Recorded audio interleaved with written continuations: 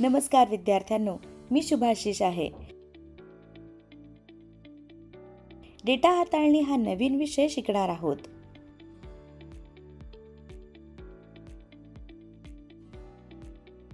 कल्पना करा की तुम्ही वाढदिवसाची पार्टी करत आहात आणि तुम्हाला खात्री करायची आहे की प्रत्येकासाठी पुरेसे अन्न आणि पेये आहेत. हे करण्यासाठी तुम्ही तुमच्या मित्रांना त्यांचे आवडते स्नॅक्स कोणते आहेत ते विचारू शकता. तुम्ही त्यांची उत्तरे लिहून काढता आणि पाहता की अनेकांना चिप्स आवडतात, काहींना कुकीज आवडतात आणि काहींना फळे आवडतात. आता तुम्हाला प्रत्येक स्नॅक्स किती खरेदी करायचं हे शोधून काढावे लागेल. आवडत्या स्नॅक्सची यादी असेल तर तुम्ही प्रत्येक प्रकार किती लोकांना आवडतो ते मोजू शकता आणि प्रत्येक स्नॅक्स पैकी किती घ्यायचे ते ठरवू शकता. इथेच डेटा हाताळणी मदत करते. डेटा हाताळणी म्हणजे माहिती जमा करणे, ती व्यवस्थित करणे आणि स्मार्ट निर्णय घेण्यासाठी तिचा वापर करणे. हे म्हणजे कोणत्या गोष्टी सर्वात लोकप्रिय किंवा आवश्यक आहेत हे पाहण्यासाठी गोष्टींची क्रमवारी लावणे. शिकण्याचे निकाल. डेटा हाताळणी संकल्पना समजून घ्या.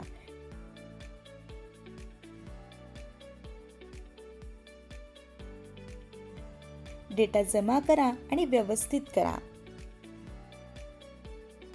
पुनरावृत्ती वितरण सारण्या तयार करा आणि त्यांचा अर्थ लावा. या धड्यातील सांकेतिक शब्द आहेत डेटा,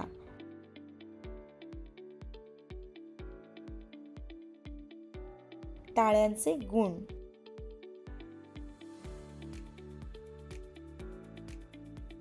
पुनरावृत्ती वितरण सारणी, जमा करणे, रेकॉर्डिंग, सादरीकरण. आपण डेटा म्हणजे काय हे जाणून घेऊन सुरुवात करू.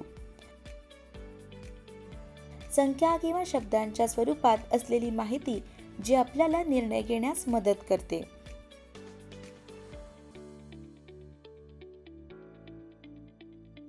आता आपण माहितीपूर्ण निर्णय घेण्यास मदत करण्यासाठी डेटा कसा जमा केला जातो आणि व्यवस्थित केला जातो याची काही उदाहरणे पाहू.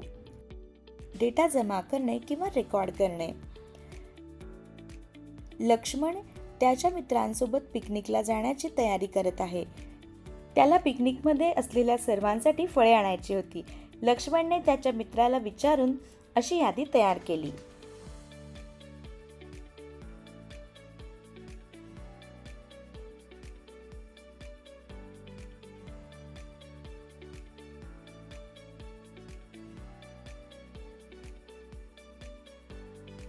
त्याला काय आणायचे आहे याची यादी मिळाली,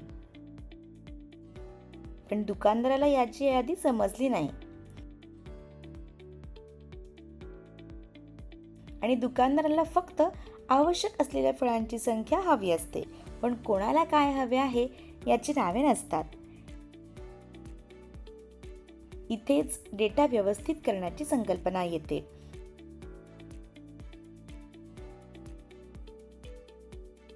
डेटा व्यवस्थित करणे म्हणजे माहितीची व्यवस्थित मांडणी करणे, जेणेकरून ती समजण्यास आणि वापरण्यास सोपी जाते. वरील यादी ही एक असंघटित यादी आहे. आता आपण दिलेला डेटा कसा व्यवस्थित करायचा ते पाहू. डेटा व्यवस्थित करण्यासाठी आपण वापरू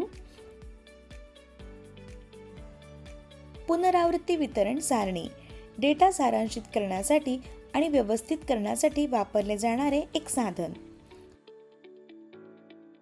फळांच्या नावासाठी एक ताळ्याच्या खुणा, गणना यासाठी एक फळांच्या एकूण संख्येसाठी शेवटचा एक असे 3 रकाना असलेला एक सारणी तयार करा. ताळ्यांचे गुण मोजण्यासाठी वापरले जातात आणि ते 5 ओळींच्या संचाच्या रूपात दर्शवले जातात, ज्यामध्ये 4 उभ्या रेषा असतात. 5वी संख्या मागील 4 संख्यांवरील कर्णरेषेने दर्शवली जाते. आता आपण पुनरावृत्ती वितरण सारणी पाहू.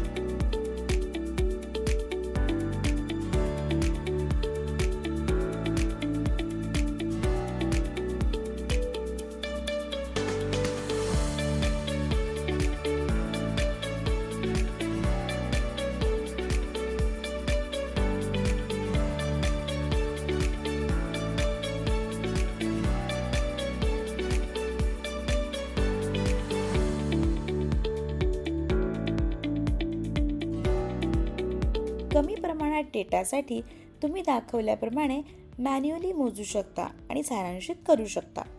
ही पद्धत सोपी आणि सरळ आहे.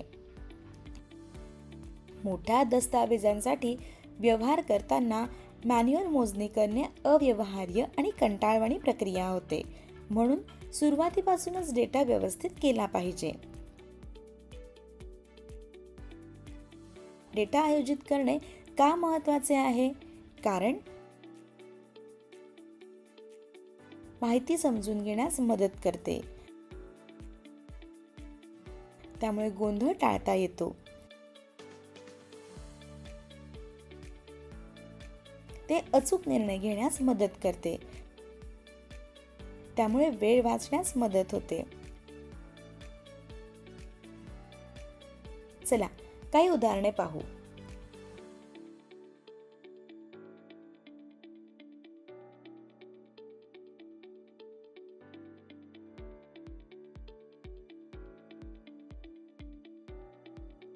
डेटासाठी ताळ्याचे गुण वापरून पुनरावृत्ती वितरण सारणी लिहा. विद्यार्थ्यांसाठी सर्वात कमी आवडता रंग. उपाय: दिलेली माहिती कच्च्या डेटा स्वरूपात आहे. 3 रकान्यांसह एक सारणी तयार करा. एक रंगाच्या नावासाठी, एक ताळ्याच्या गुणांसाठी आणि शेवटचा एकूण मोजण्यासाठी. येथे आपल्याकडे 5 वेगवेगळे रंग आहेत. त्यांची नावे पहिल्या रकान्यात लिहा.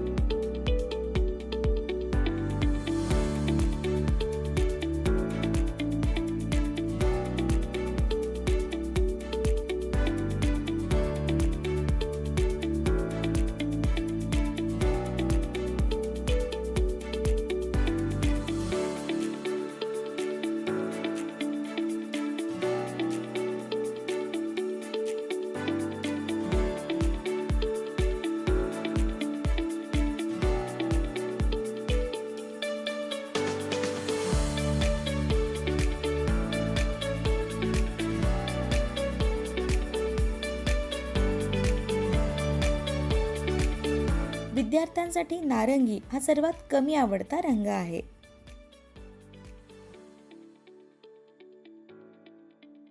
चला आणखी एक उदाहरण पाहू. एका वर्गातील 25 विद्यार्थ्यांना एका असाइनमेंटमध्ये खालील गुण मिळाले. असाइनमेंट 10 गुणांसाठी होते. डेटा व्यवस्थित करा आणि टॅली मार्क वापरून पुनरावृत्ती वितरण सारणीच्या स्वरूपात दर्शवा. जास्तीत जास्त विद्यार्थ्यांनी मिळवलेले गुण शोधा. किती विद्यार्थ्यांना सर्वात कमी गुण मिळाले ते शोधा.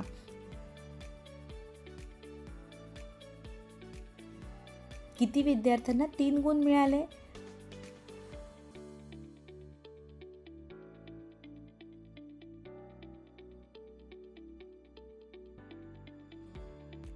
उपाय. दिलेली माहिती कच्चा डेटा स्वरूपात आहे. 3 रकाना असलेला एक सारणी फॉर्म तयार करा, ज्यामध्ये एक मिळालेल्या गुणांसाठी, एक टाळ्याच्या गुणांसाठी आणि शेवटचा विद्यार्थी संख्येसाठी असेल. येथे आपण पाहू शकतो की विद्यार्थ्यांनी मिळवलेले गुण मिळवलेले आहेत. त्यांचे गुण पहिल्या रकान्यात लिहा.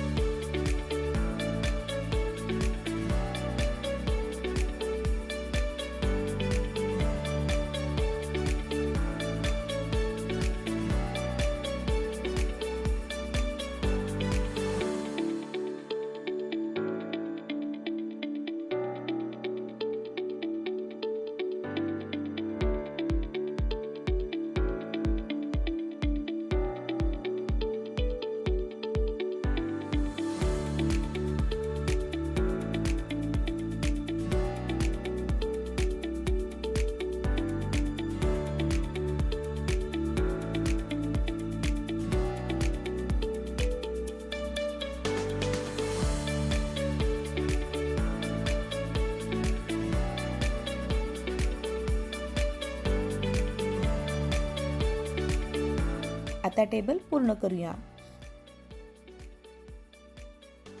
जास्तीत जास्त विद्यार्थ्यांनी मिळवलेले गुण शोधा.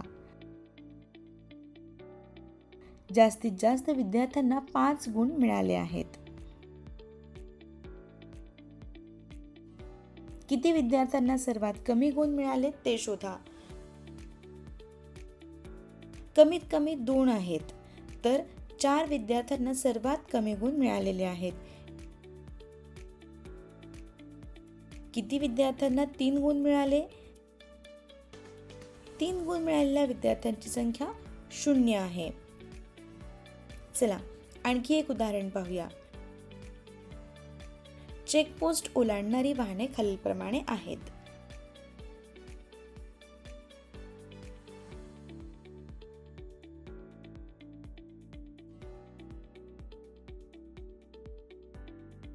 टाळ्याचे गुण वापरून पुनरावृत्ती वितरण सारणीमध्ये डेटा दर्शवा. उपाय. दिलेली माहिती कच्च्या डेटा स्वरूपात आहे. 3 रकान्यांसह एक सारणी तयार करा. एका वाहनाच्या प्रकारांसाठी, एक टाळ्याच्या गुणांसाठी आणि शेवटचा वाहनाच्या संख्येसाठी.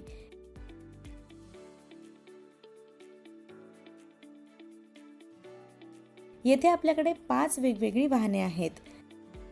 त्यांची नावे पहिल्या रकान्यात लिहा. आता टेबल पूर्ण करूया.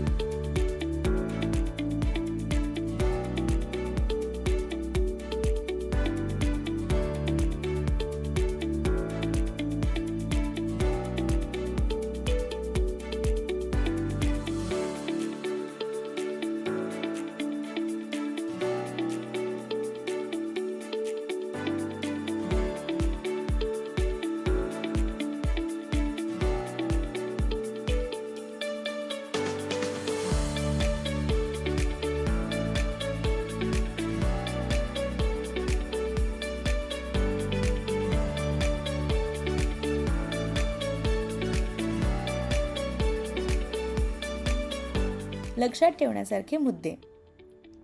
डेटा म्हणजे संख्या किंवा शब्दांच्या स्वरूपात असलेली माहिती जी निर्णय घेण्यास मदत करते. ती विविध स्रोतांतून जमा केली जाऊ शकते आणि प्रभावी विश्लेषणासाठी ती व्यवस्थित करणे आवश्यक आहे. पुनरावृत्ती वितरण सारणी डेटा सारांशित करण्यासाठी आणि व्यवस्थित करण्यासाठी वापरले जाणारे एक साधन. डेटा हाताळणी म्हणजे माहिती जमा करणे, ती व्यवस्थित करणे आणि स्मार्ट निर्णय घेण्यासाठी तिचा वापर करणे.